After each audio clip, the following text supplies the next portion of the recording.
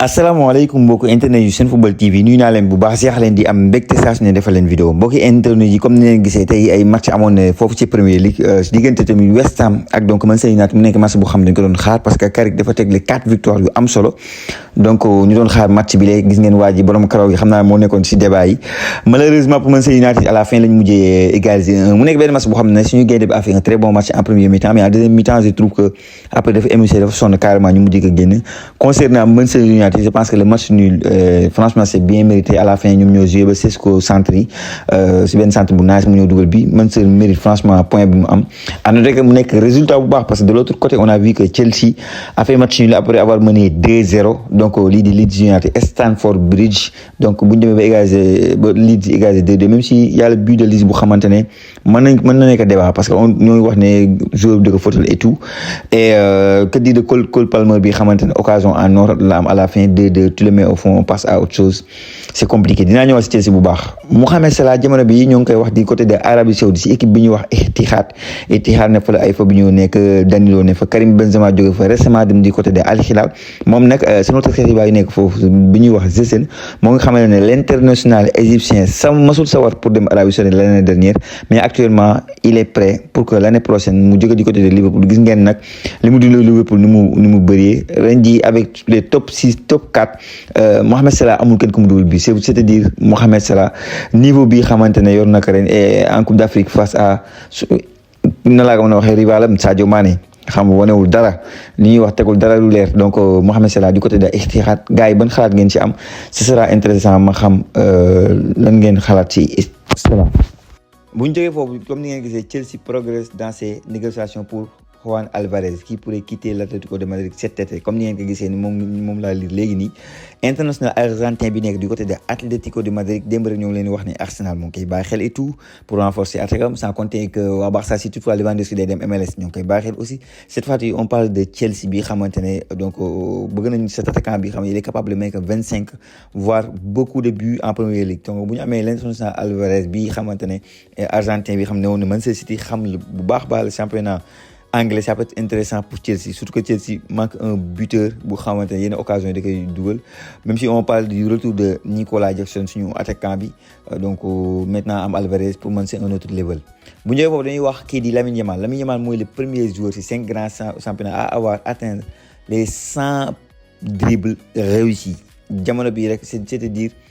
ni mu rombee ay moromam tey jii ki jël deuxième Doku la il a 62 dribbles c'est-à-dire que le boy moom dribble moom jox ko je pense que match bi gën a firnde loolu c'est l'année dernière dem finale aller ak retour yëpp contre Inter de Milan il a montré le talent en termes de dribble 1 contre 1 da lay teg moo tax dribble daal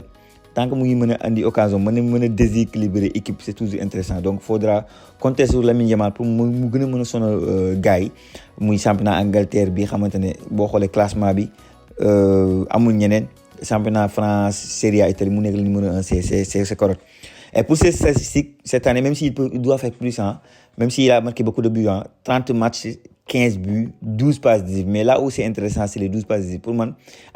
vous commencez à équilibrer, c'est intéressant. Entre 15 buts, tu mets 12 passes décisives. Parce que les passes décisives, c'est presque des moitiés buts. Il y a une passes décisives. Et Lamine Yamal, à ce talent-là, d'un match, vous passez le double. Donc, on a déséquilibré par ses dribbles. Donc, il faudra compter sur lui si quelques années, le ballon d'or mondial mu jël ko. Voilà, bi nekk du côté de la Juve aussi, il faut savoir qu'il y a beaucoup d'équipes qui koy bàyyi xel donc Tottenham ci la bokk, Chelsea ci la bokk. Et voilà, et même les équipes en Bundesliga su man di Dortmund bu ko amoon jël aussi. Moom nag gis ngeen kaam du côté de la Juve chaque année ngeen gis ne day dem ba ren ji boo xoolee Juventus jënd nañ ñaari attaquant. C'était voilà xam nga coup de pression la xamul mu doon mais daal dina xool leneen si ma jàpp suñu gardien yi vendu comme ni nga gisee aussi yi vendu dupe par Claude Puel gis ngeen Claude Puel maanaam coach bu Nice bu bees bi mu fi nekkee ba tey suñu gardien maintenant il est relégué au deuxième place moo tax souvent suñuy joueurs yi daal sant yàlla quoi nañ parce que bàyyi sa club perdre sa première place pour jouer la CAN et même la CAN tu ne joues pas félicitations gaynde et je pense que moom il ne sera pas dur même mu trouver un autre club. boo jógee foofu je vais parler de Kourpi mooy joueur bi xamante ne jamono bi ñu bëri ñoo koy bàyyi xel Arsenal Chelsea Real Madrid yi nekk Bournemouth nekk benn joueur bu xamante ne ñoo naan équipe de France sax ñenn si français dañ ko war a convoquer même si à l'attaque de l'équipe de France quand même il y a énormément de joueurs mais Kouroupi nekk na révélation cette année, il te claque des buts intéressants, il a de bonnes stats, c'est pourquoi Real Madrid, Arsenal donc ak Chelsea di ko bàyyi xel. Deserbi sur le départ c'est notre foot mercato ak RMC Sport coach italien bi nekk du côté de Olympique de Marseille après 5-0 bi mu jël au Parc des Princes Classico waa Marseille pare nañ pour dàq et tout. Actuellement ils sont à la recherche d'un autre entraîneur et match week-end bi war nañoo jouer ak Strasbourg du coup beneen entraîneur moo war a nekk intérim bi et que dañoo bëgg a dàq italien bi. Donc Iliman Ndiaye tey gis ngeen ko tey dugal na benn penalty bu rafet penalty boo xam dafa passe camp yi noonu laa ko mën a tuddee xam nga laa mën j'attends Iliman Ndiaye c'est mooy muy dugal but boo ko mënee dugal ko quoi MSC yu baax ak joxe but joxe ay passes pour un attaquant dugal 5 buts pour man dama ko xeeb tu dois faire plus loolu moo la war. Comme yéen a gis ni photo bii nii ngeen gis à côté Manchester United je pense que yéen a ngi koy commencé gis un peu partout si réseaux sociaux yi lu am la. Mais les Manchester United rek nekk aussi de maintenant Arsenal moo ngi sur le dossier Iliman Ndiaye man je suis plus fan d'Arsenal nag pour mu dem maintenant bon bu demee Manchester United je serai super content loolu moom dëgg la. Donc ma andi leen benn tontu bu ma neex muy Obi Mikel ak Kroos.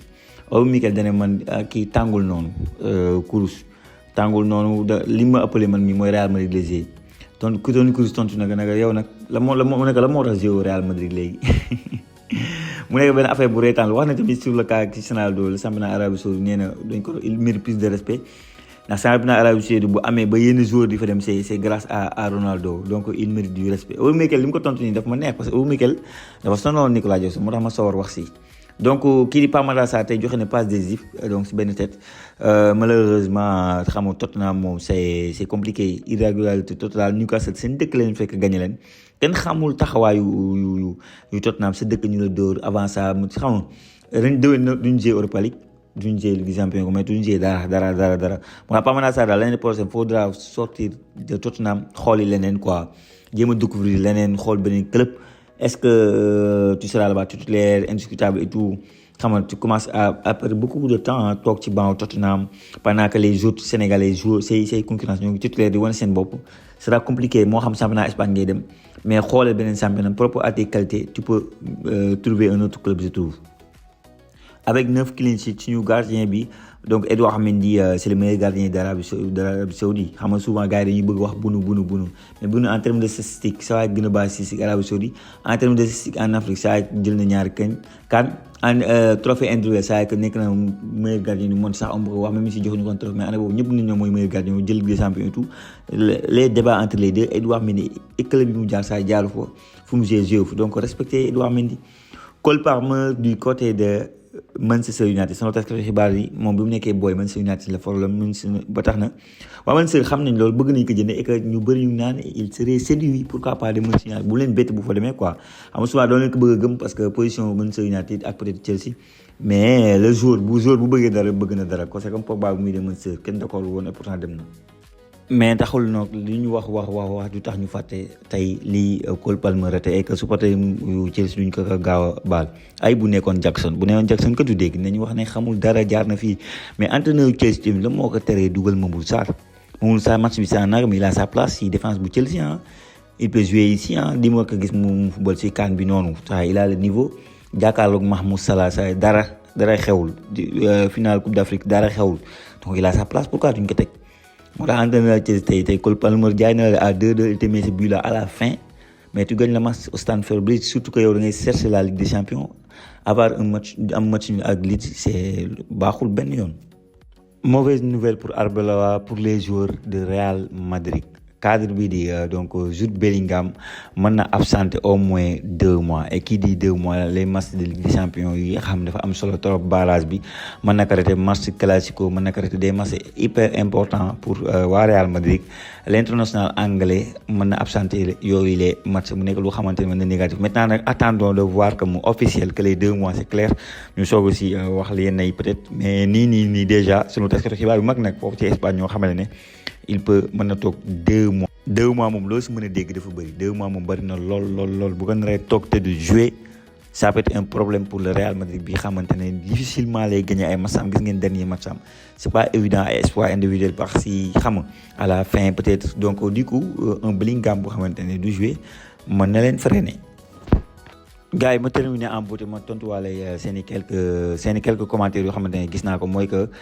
Sénégal na joué ay 2 matchs amicaux rek ay mu bañ a am équipe bu mag garaaw xam nga jamono bi dañu nekk di waxtaan ak Uruguay man bu ma seen Uruguay lay doon ñu ngi wax Uruguay ñu ngi wax ak Pérou donc ak benn match bu xamante ne dañ ko bëgg a joué fii Sénégal contre Zambie wala Burkina au mois de mars benn bi ñu tàggatoo benn bi ñu joué que France Uruguay lañ nekk di waxtaan Uruguay nag ñi di wax ak ñoom bëri na moo xam Algérie la yooyu noonu beneen équipe bi c'est Pérou ma gis ni ma wax leen ne Pérou équipe yu ndaw ñun bu ma soñoon ñu am ay ñaar équipe européen yu dëgër ma gis commentaire ñu bare ñu ne noonu nañu jouer 2 matchs amicaux rek mais bon nañu jouer 2 matchs amicaux mais aussi équipe adversaire bi ngay dajal da nga koy préparer aussi France ngay dajal ak yooyu moo tax quoi donc mbokk yi li mu nekkoon vidéo bi ci commentaire wax leen ma seen xaar ak seen gis-gis. ak di cliquer ci cloche boobu ngeen di gis vidéo bu ñëw ngeen mën ko seetaan jërëjëf ba beneen.